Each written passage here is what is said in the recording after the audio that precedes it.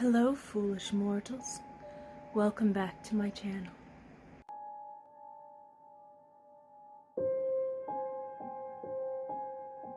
For my birthday, I wanted to get into one of my favorite characters from the Haunted Mansion ride, Constance Hatchaway. This is a closet cosplay because obviously I don't have the costume, but I did have a veil from my best friend's wedding, and I added lights, which you'll see at the end. This is so creepy and spooky, and I absolutely adore her, and I hope that you love her as well. If you want to see how to create this look, keep watching, and I will see you at the end. To start the hair, you're going to make sure you brush all of the knots out from beginning to end. And you're really going to want to start to sculpt a faux Victorian look. So separate your hair down the middle and then begin to part where your bangs would be. So I have a lot of extra long hair, but I am going to use that as my bangs. Then pull the rest of your hair back and smooth it into a low pony or whatever you'd like. Because I don't have bangs, I'm taking the middle section of where I separated and I'm going to pin it a quarter of the way back onto my scalp. I'm doing this so when you pull it forward, they are shorter bang pieces. And they can stay out of the way for now until later. In my Fantasy Makers palette, the brand new one by Wet n Wild, I'm going to be taking the light blue color from the Electric palette. I'm putting that all over my face, and I ended up finding out that it works better if you use a brush to apply it and then use a sponge to blend it out. Don't worry about the opacity. You can go back in and do more and less wherever you see fit. It's going to be covered by contouring and highlighting anyway.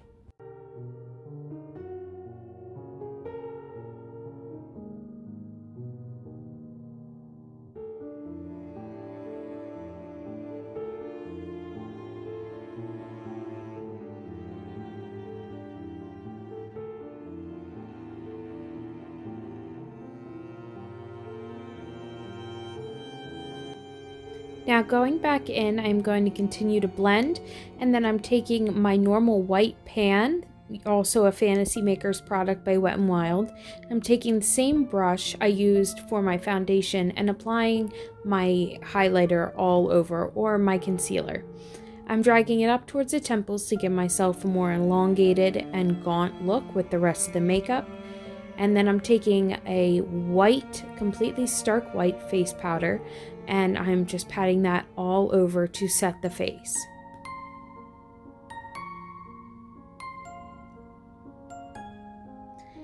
Taking a dark blue eyeshadow on a thin kabuki brush, well, not really thin, but it's kind of smaller, and I'm going in and really defining all the contours of my face. Now, because she is a ghost, you want her to look more gaunt, and I'm also using that beautiful blue cast that she has in the actual animatronic itself. It's actually quite beautiful, and I'm really making sure to enhance all of those gaunt features.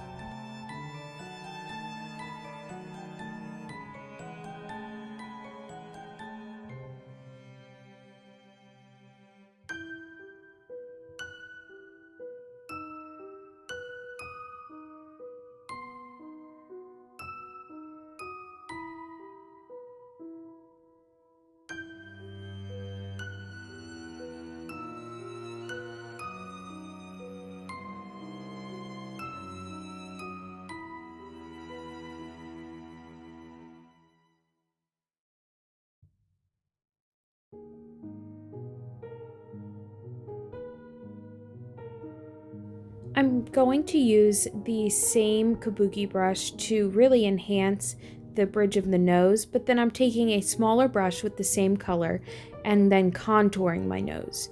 The reason I did this is so that I can get an excess of pigment around the inner corner of the eye to hollow it out, and then I'm going in and just doing all of my contour, even on top of the one that I already did, with that small brush. It's really going to enhance the color and deepen the sockets. And I'm also taking my Slush palette and I'm going in with the lightest purple shade and blending that underneath of the eyes into the blue that we already laid down. Again, this is just a personal preference. You do not have to do this, but I really think it creates more lifelike shadows in the face itself. It also makes her look a little bit more sickly and a little bit more dead. Now I'm taking the deepest blue color, which is called Blue Curacao, in that same Slush palette, and I'm just putting it into my inner crease and then blending that out a little bit into the temple and up onto the brow bone itself. The reason I do this is, again, to just hollow out and marry the colors within the actual eye look that we've already created. I'm also doing that on the bottom as well.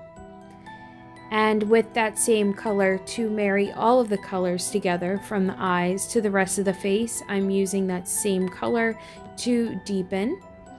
And then I'm taking the black and just patting it all over the lid.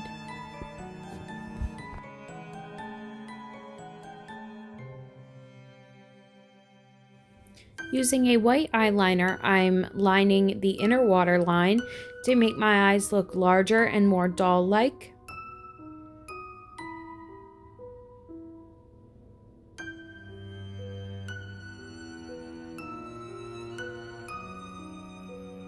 And then I'm taking a beautiful rosy purple shade from my All About Face palette. It is a really old blusher palette on a blush brush, and I'm going and doing the apples on my cheeks, the bridges on my cheeks, and then up into the temple. The eyeliner is next. I'm creating a very small wing. Mascara. Again, this is the Wonder Woman mascara. I'm absolutely in love with it. It just makes everything so much longer and brighter, and really it just brings out my natural lashes, and I love it on my bottom lashes.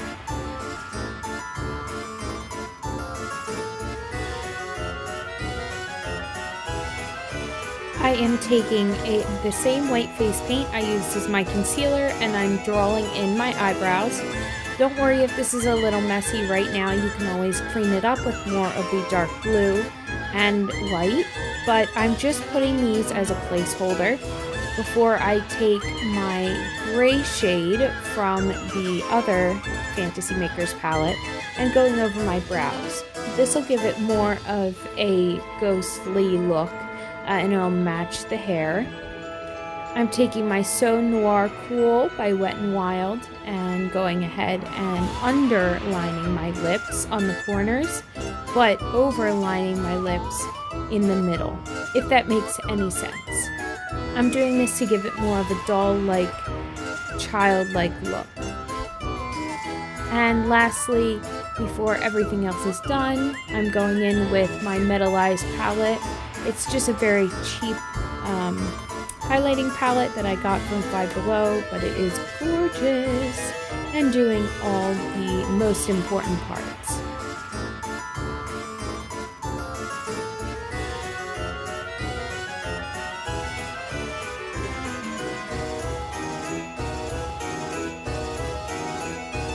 In order to create a gray hue in my hair, I'm going to take any can of colored hairspray. Basically, I got this last year at Spirit Halloween at the end. It wasn't really that great. It didn't really work that well, but it did the job for now. You can also use a little bit of baby powder or dry shampoo as well. Those work too, really well.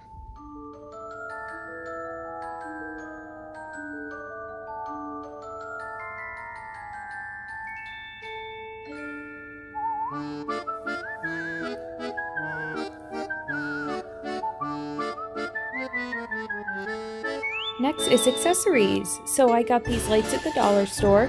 They were literally only $1, and I bought a surplus of them, and I found that I had blue, which was exciting. So I went ahead and I put batteries in that, and I wrapped that all the way around the crown of the veil, basically so that it would be able to light up my face as it sat on there. And then I flipped my veil around, put it on, and pinned the top of the lace of the veil itself in place where I wanted it, so that it would lay down on top of the lights and reflect off the lights, and pinned it in place. Once it was pinned in place, I went in and did the finishing touches, and then I was done. Finishing touches, no matter what, should always include getting any of the extra bare skin that wasn't colored, which includes under the necklaces that I put on, which was just a basic black choker and a basic diamond choker. I didn't have any pearls. I know that's like a staple, but I think this turned out really well. And then if you're going to be wearing this for a while, make sure to do your hands and your ears. In any case, foolish mortals, thank you for watching, and I will see you in the next one. Bye.